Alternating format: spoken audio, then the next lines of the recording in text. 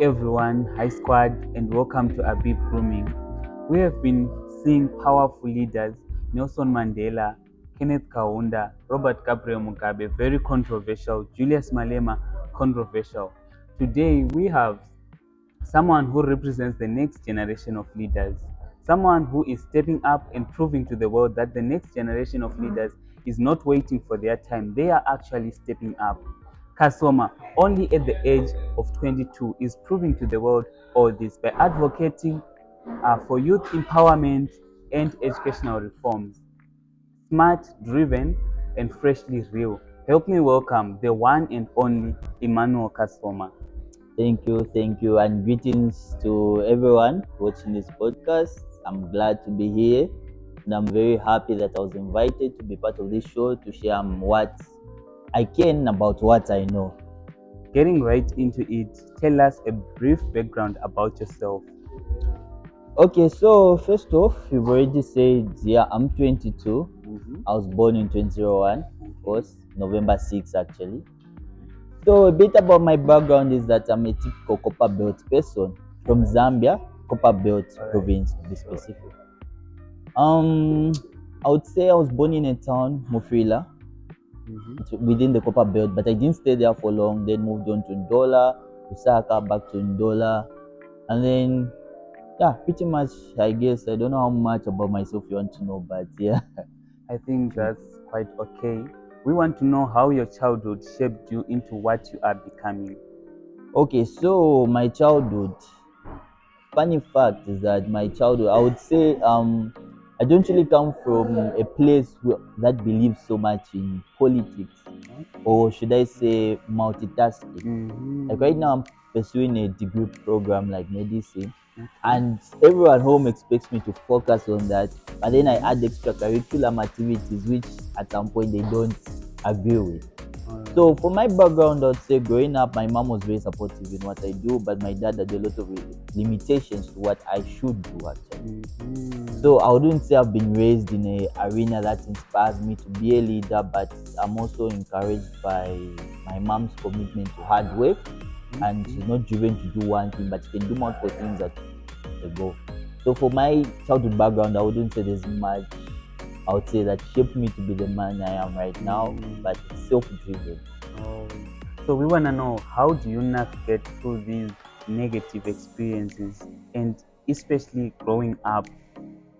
Okay, so yes, exactly. So growing up, I received a lot of negative experiences. Like say, I come from should I say, you know how people be like, they associate politics with bad things. Okay, this is not political, but you're talking about leadership. Yes. And driving a way forward. I come from a place whereby, I'll give an example of my high school. I was chosen to be a head boy at some point, and then someone just came and told me, "Nah, you're going to fail your grade 12 because of that." You know how they can take you out of classes and be busy with those things, So they'll be like, "Just pay attention to one thing, do one thing. Otherwise, if you don't do that thing, you're going to fail." So what I would do most of the time, I'm not really someone who likes to share what I'm doing or what I'm up to most of the time, so that I avoid criticism, because criticism really gets to me, if I'm being honest. As a leader, I know I'm not supposed to do that, but I've been undergoing certain classes that are helping me to, overcome those criticisms. So the negativity, I would say, mostly I haven't received any, because I never tell people what I'm planning to do. Even if they know, they find me in the process, I'm too deeply involved for me to back down. That's what happens most of the time. Right. Then do you feel like we have, or you have to be a perfect adult? No. Okay, I would say, no, I don't believe I have to be a perfect adult. After all, from the mistakes that happen is where we learn how to, be more or do more. Honestly speaking, I feel like mistakes are just more of a learning curve. When you make a mistake once, you make it twice, you're not going to repeat it again, or next time you try to do the same thing, you're going to do it better. So I believe the notion of perfect doesn't really exist. I don't think there's any human being that is perfect to that point. Everyone has got mistakes, and those mistakes, I also highly value them, because I'll be like, okay, if I did this time and it went this way, next time I won't do that. Or if I do that, I know the amount of energy to put in. So the idea of being a perfect adult doesn't really seem feasible for me, and I feel like mistakes are a learning curve in a way. All right.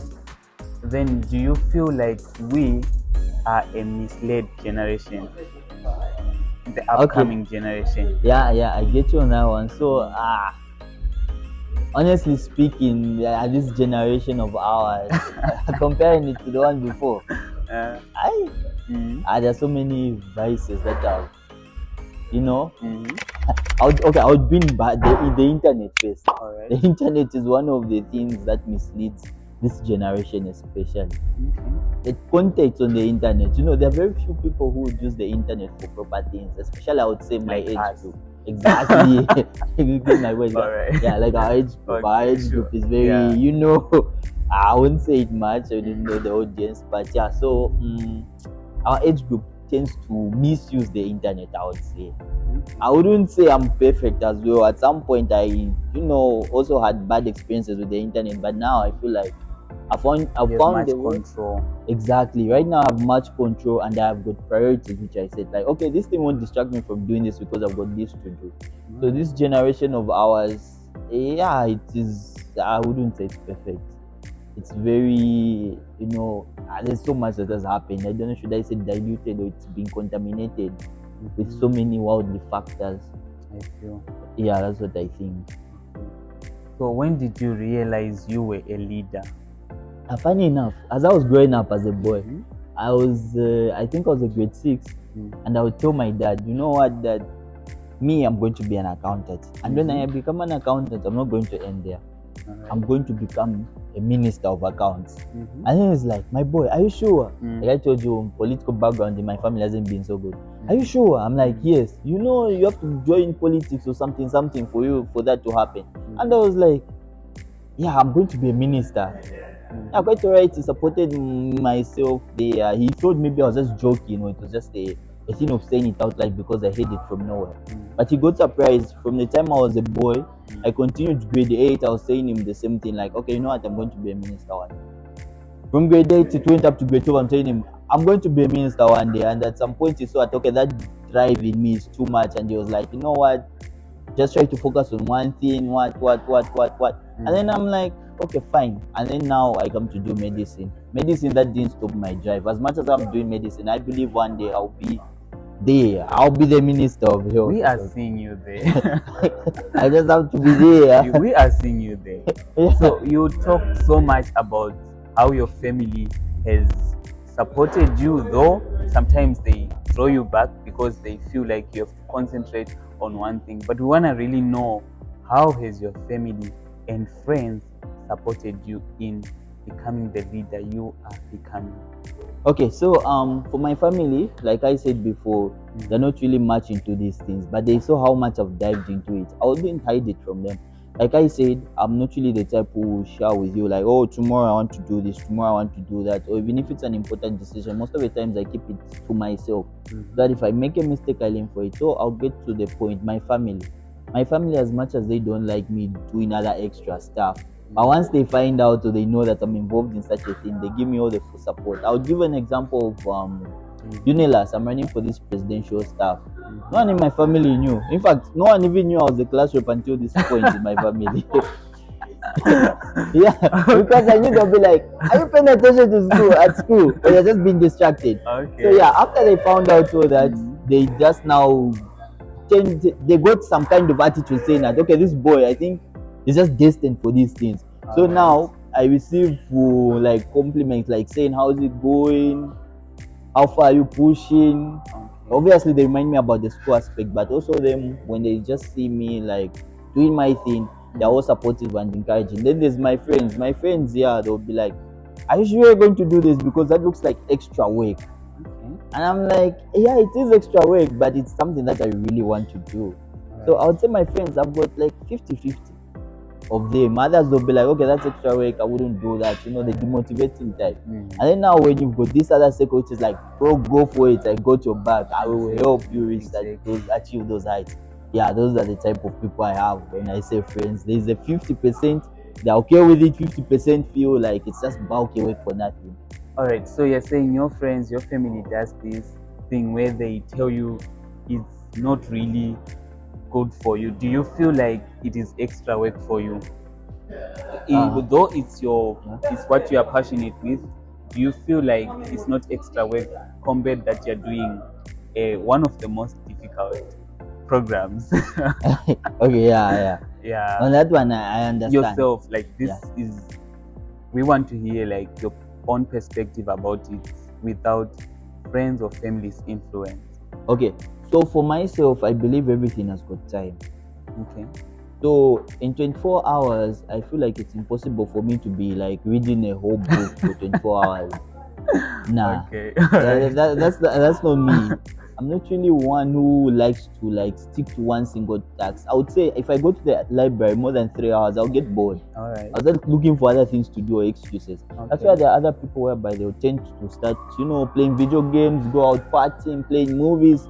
So for me, I put it in a context like, okay, if those people can play their music, watch their movies, go out and chill, for me that time after studying, instead of me playing those games, I fit in maybe other extracurricular activities like, let's say, campaigns and let's say any other leadership programs that I have. Because for me, I don't believe it's a waste of time.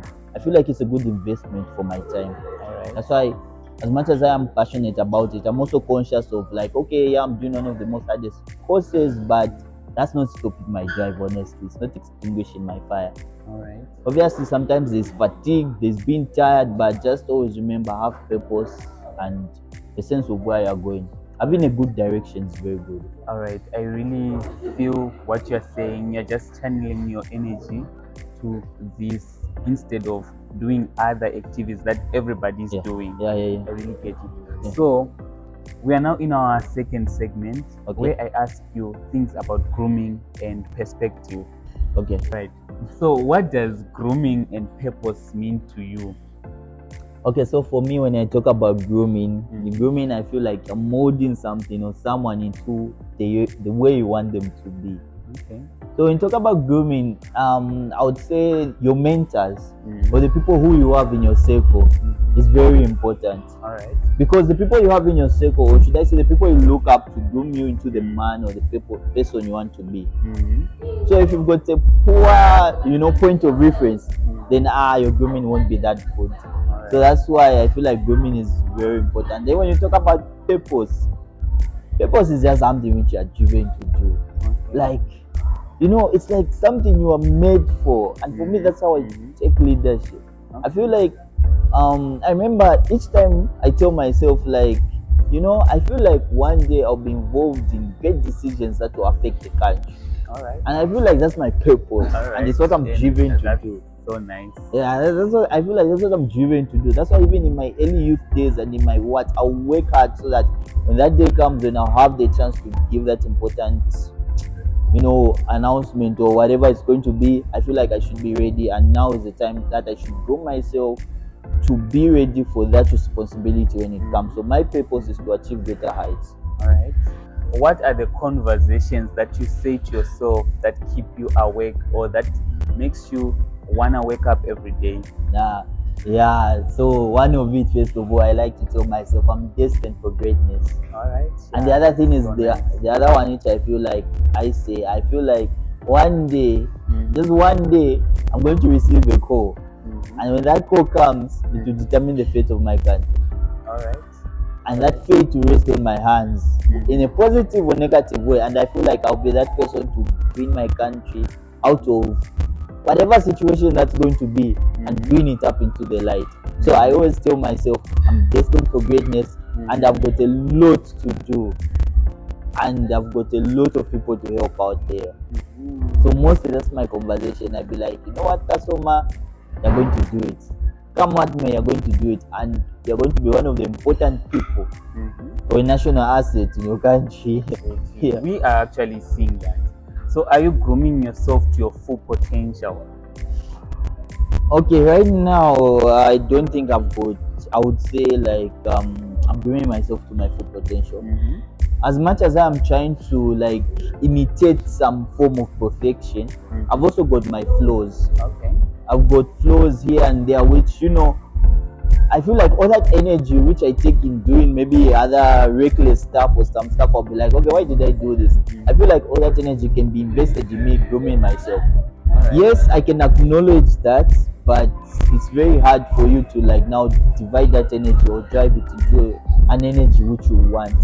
As far as I'm concerned, or as everyone's concerned, I'm also human. There are some things which I do which, yeah, they just waste time, or then later on I'll regret, like, okay, I would have done this instead. Alright, so we've come to this segment where we discuss about your grooming, which is leadership, which is politics. Okay. So we wanna hear from you. What is your perspective on power? Power. Yes. Okay, for me, when someone talks about power, I believe in influence. Okay. So power to me is influence to move masses when they're not supposed to move. Power is the ability to make a decision that everyone falls under with and are also like happy with that decision. So for me, basically, I would define power as influence. That's what I would define power as. So who influences you? Oh yeah, wow, that's a good question. So right now, I would say I don't really think I would say there's a specific individual at the moment, because most of the time I'm driven by certain factors. I would say I can't say there's a person. Person who influences me. Who inspires you, just in this? Okay, someone who inspires me is my dad is actually one of them, but I wouldn't say it's just one person who inspires me. So my dad works in a way such that like when he means business, he means business. If it's out of business, it's not business at all. Then there's nothing that you're doing. So okay, for that question is not satisfactory. I haven't answered it to my fullest, but I feel like I'll give an example in my area of interest, like politics. I'll give an example of Dito Mtambo, the governor, the University of Zambia president. I love the fact that, okay, as much as he made a catchy song and whatnot, that person can't move without anyone, maybe would I say recognizing him, or whatever he says mostly comes to pass and people will follow it. And I wouldn't say he's like the most powerfulest man in the country. Right now it's just the University of Zambia president. But still more the others who just, when they look at him, they'll be like, okay, this person has got full potential and is going to reach greater heights. So that's what I would say. Like, I'm driven to reach that stage as well. When someone looks at me and be like, you know what, you're destined for greatness. That's the type of aura that I want upon myself. So that's the type of influence that I want to impact on others as well. Alright. So we have answered the other question on when you started having this interest in leadership. We want to know when you started having interest in politics, or it's the same thing for you? Okay, so I feel like I started at the same time. Okay, no, I think politics was my first goal. Because for me, I thought of like, I would say when I was a kid, I would say grade 6, I would say I'll be a minister. But me being a minister, I just used to say the word, but I didn't understand what it means. But then now, when I went in grade 10, when I started to lead like a small group of people, then the numbers started to increase. At first, I used to tell myself like, this is too much work leading people. Like, why am I even doing this? What's the point of it? So then from there, I started sharpening my leadership skills, and then I would say I only got interested in leadership when I was like around in grade 11. That's when I got interested in leadership. But mostly, I knew I wanted to be a minister, but I didn't really know being a minister means me having to lead people. I don't think it's just the title and all that is there. You were chasing the title. Exactly. For me, it was more about the title. But once I came to get interest in leadership, that was around grade 12. I always now just relate the two and be like, okay, you know what? I want to be different from these other leaders. I want to be an influential leader, an impactful leader. So I would say my leadership, first of all, I got interest in politics, and then now I got interest into leadership. What is the hardest part of politics to you? Okay, wow. So the hardest part of politics is, for me, I feel like it's convincing people to believe in you. Like, let's say for an instance, I'm walking on the road and then there's someone, like, like someone doesn't even know you, like what you stand for, who you are. All you want to do is tell me words and you think I'll fall for it. But okay, what's selling you off for me to believe in you? Let's say, even me, I'll look at it from the person's point of view. I was like, okay, this person has come and told me this, but that doesn't make me believe in you. I've just heard what you said. I just heard what you said. Do I know you're going to do what you said? All right. In fact, what makes you so special for you to think that you're going to do any better than the other one? So I feel like the hardest part of politics is making the person believe in you. Like, okay, you know what? Trust me with your life. I'm going to multiply it or something. I'll increase your years. All right. So yeah, that part is very hard because even me myself, I'm not easily convinced. Especially given the fact that from what people have been experiencing in the past, where you see somebody, they come, they promise you certain things and they don't do nothing when they get into power. Do you feel like when you yourself get into power, you're going to be that type of a person? No, for me, yeah, there are those people who do that, and that's the problem. People wait to do something when they're in power. All right. When you can also do something when you don't even have the power to do it. And for me, that's what I feel like sets the standard of a good leader. All right. So for me, an approach I've taken is that, okay, you know what, for people to believe in me and see like, okay, this person is not really going to lie or run away, I set measures in a way that I had to do something in order for people to believe that, okay, this person is the right choice and this person is going to do this for us. Because there's no way, everyone talks about promises, telling you sweets, telling you what, but okay, what makes you think you're going to do that? Right now, I don't have that much power, but in the little power I have, I'm doing some things. Yes, and we know, sorry to cut you on that, we know you have done multiple things, especially which has helped the foreign students. Would you like to share that with the public? Oh, okay, yeah. So for me, I'll talk about is it indexing? Yeah, I'll talk about the indexing thing. That thing came by just like a thought. I've suffered for that process, and I'm not even a foreign student. I'm actually from this country. So now, the only problem that I saw is that for me, this was time consuming, and there was a lot of effort needed to apply. We talk about indexing and the ZAPA thing. That one allows international students to learn, especially at the University of Zambia. So that's one thing that I worked on.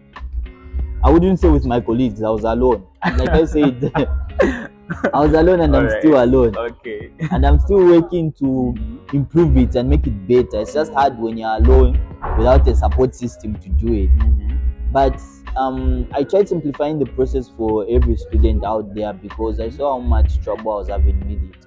And then for the international students, they had to do like 2 to 3 times more than what I had to do. So I didn't want anyone to pass through the same suffering I went through, to find certain places to do what. So I had to make a way of bringing it to their footsteps. Or should I say, okay, you know what, this is the package now, just unpack it. This is what you have to do. Clear directions. So yeah, I feel like, yeah, that's one of the help I was rendering and I still am, and hoping to make it better actually. That has really helped, and we want to thank you for that. We want to know, what is your favorite aspect, or what is your favorite thing about politics? Okay, my favorite thing about politics is the impact. Like I told you, the impact, the influence you have. Like, yeah, let me give examples of like schools, for example, universities. But the University of Zambia, you see how powerful the leader is and how he's impactful towards the people.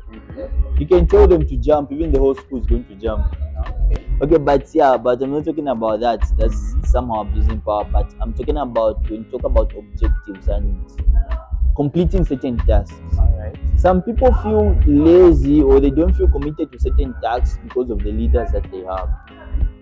So if that leader lacks in influence, it's almost like everyone can just lead their own show and do certain things on their own. That's the type of leadership which we call like laissez-faire, but the leader is less involved.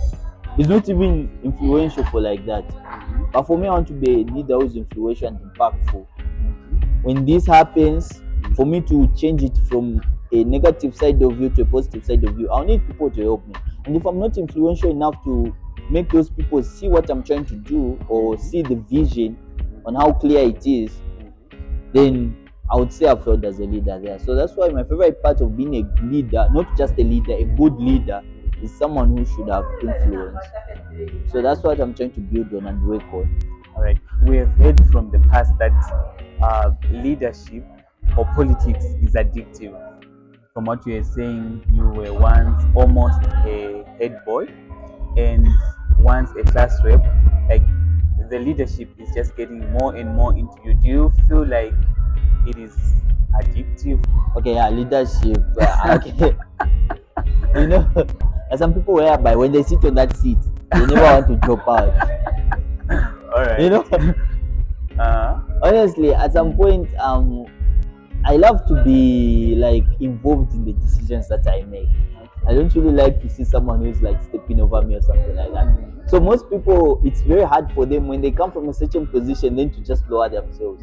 Most of the times it's hard. So they keep on pushing for higher positions to keep their relevance. Yes. Others feel like, okay, if I step out from this, I would be no longer important or relevant. I would just look like someone who is lost. So that's why now people fail to find the right path. Others sought to go in higher, or others who sought to just like sticking to where they are. Like, you know what? If I can't be here or higher, then no one is coming here. Right. So on my perspective, yeah, leadership gets pretty involving, I would say. It's kind of addictive. And the problem is that when you get there, at some point for you to just like calm down or something like that, you need strong motivation to agree. So I would say, yeah, in a way, politics or leadership is really addictive. Okay. In my introduction, Yeah. I talked about some very controversial leaders, and it also had to do with the time in power. How do you feel, you as yourself or us as this generation, this upcoming generation, how do you view leadership, politics, time in power? Okay, so when you talk about politics nowadays, politics is more of like a brutal game in a way. Nowadays it's full of like corruption. It's very hard to find purity in it at some point. That's why most people now, they try to make us avoid or refrain from such activities. They'll be like, no, you be a liar because they're a politician. You be a what, you be a what, you be a what, you know. Yes. But I don't really blame those people for believing such. But it's because of how people are now playing the game. I would say they're making it, you know, they're dating in it in a way. But most people view politics in a negative way.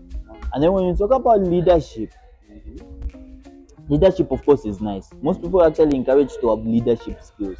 But the only thing that I don't get, like people like to differentiate leadership and politics. Politics. Like it's just one thing, bro.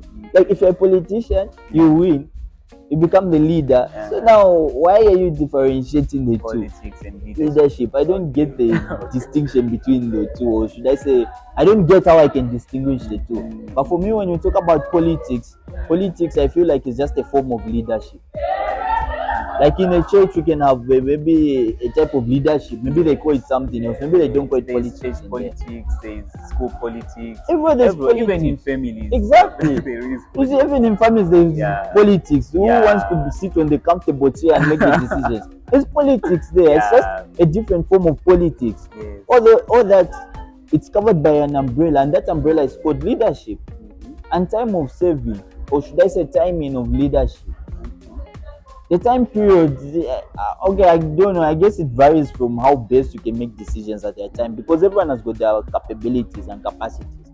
As much as I am a leader, I should know the pursuit to leadership is not perfection, but it's a form of growth. For me, I can be a leader today. A situation comes to me, one I've never handled before, one I've never even thought about. I'll be like, hey, okay, this is hard. How can I do this? But there's someone else who can do the work better. Yes. So I feel like when it comes to timing of leadership, we need also to consider certain situations or circumstances that happen. And experience mostly is the best teacher. But if you've got someone who's got brighter ideas, or someone who can work better with you or for you in that field, just let them have it.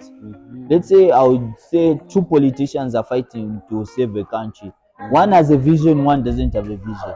But you without a vision, you're just there busy pushing, saying, no, I have to do this. I have to be the one to get this. But wait, this one has a vision as at now. Why don't you let them take charge? Maybe even the one who without a vision was already leading. But then now it's like, okay, I don't have a vision, but I want to keep this seat. All right. But then there's one with a vision and he doesn't want to back down as well. I feel like when it comes to timing of politics, the time you accomplish your vision, the time you see your goal or your achievements have been reached, just let other people take on the responsibility and finish up where you started from. That's powerful. So I recently opened this platform where we can groom each other, and I want you to imagine that we are matchsticks, and this platform is a matchbox. So I need you to light up fire in you and to groom yourself to your full potential. Now, as we come to the end of this dialogue, I want you to look at the camera and tell someone who admires you and who sees you as inspiration, what are your final words of encouragement? Leadership.